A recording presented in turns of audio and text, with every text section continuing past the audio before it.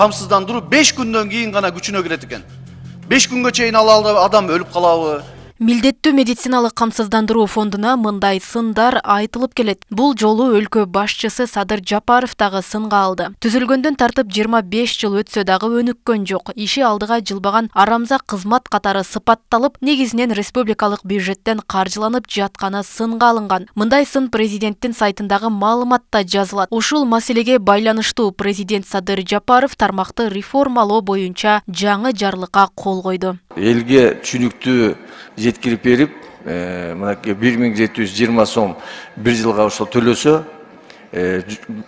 айына 120 сом экен. Бардык элдерди биз ошол медицинский страховка менен кылып алсак, бул абдан чоң жетишкендикке жетет. Өлкө башчысынын жарлыгында тармактагы бир катар көйгөйлөр чечилбей жатканы айтылат. Маселенин негизги себеби катары материалдык техникалык камсыздоонун жетишсиздиги, бюджеттен бөлүнгөн каражатты натыйжасыз пайдалануу, кадрдык тартыштык белгиленген.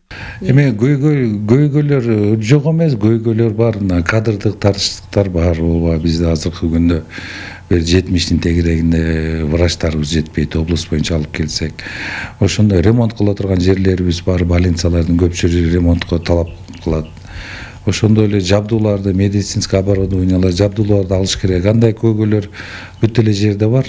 1996 жылдан бери фондду 10дон ашык жетекчи башкарды. Азыр Азамат Муканов жетектейт. Эми учурдагы жетекчилик кабыл алынган жарлыкка ылайык 2024 жылдын 1-июлуна чейин базалык, мамлекеттик жана милдеттүү медициналык камсыздандыруу системасын каржылоо механизмдерин реформалоону жүргүзүшү керек. Эске салсак, жыл башында милдеттүү медициналык камсыздандыруу полисинин наркы көтөрүлгөн. Медицина полистин баасы 1840 сом болду.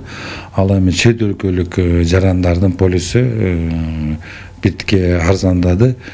11.955 сом болду. Бул 16.391 сом болчу. Bir жылдыгы 6 айлыгы азыркы күндө 5.955 сом турат. 2650 сом төлөйт болчу камсыздандырылбагандар. Ал эми хирургияга түшүп операция болсо 3440 сом төлөчү. Азыр ошол камсыздандырылбаган жарандар больницага түшүп операция болсо 9170 сом. Терапевтический профилдерге жатса операция болбой турган. Болсо анда 8400 сом төлөп калышты да. Ошондо айырмачылык болду.